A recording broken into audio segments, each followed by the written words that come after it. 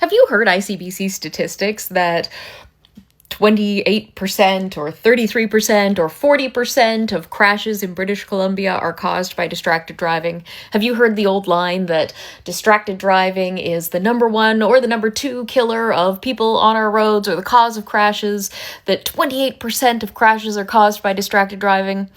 Do you ever wonder where they get that information from? Because the information doesn't actually come from proof that somebody was using a cell phone or some type of electronic device while driving.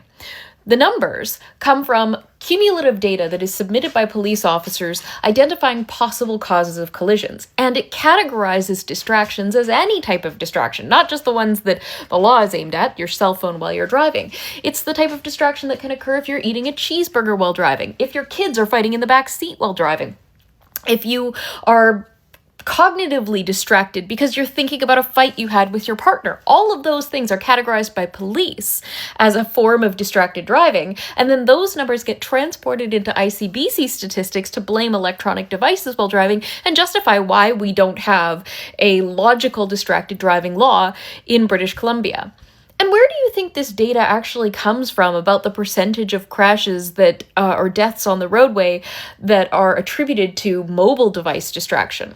There was actually a study that was done, a systematic review in the Canadian Journal of Surgery out of Dalhousie that looked at global trauma research and found that the percentage of road traffic injuries and fatalities that could be attributed to actual electronic device usage ranged in the data across the world in the countries that they studied from 0.04% of crashes, very, very minuscule amount, to 44.7% of crashes, almost half of crashes.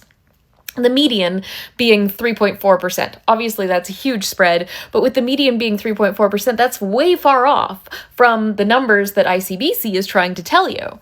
And this claim as well that ICBC says that you're 23 times more likely to crash when you're distracted driving, well, that comes from a 2009 study, not even a recent study.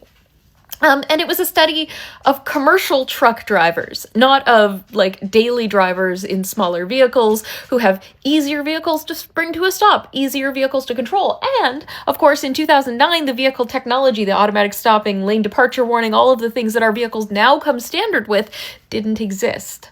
So that scientific study and the numbers that ICBC relies on are completely outdated. So the really only good study that's on this is a study that was done with 100 cars. And basically it found that it was about 3 to 4 times the baseline crash risk if you were using an electronic device while driving. So it would triple or quadruple your risk of being in a crash, not make it 23 times more likely. So don't trust the statistics that ICBC gives you. Distracted driving might be a problem, but it's not use of an electronic device while driving that is in fact the problem.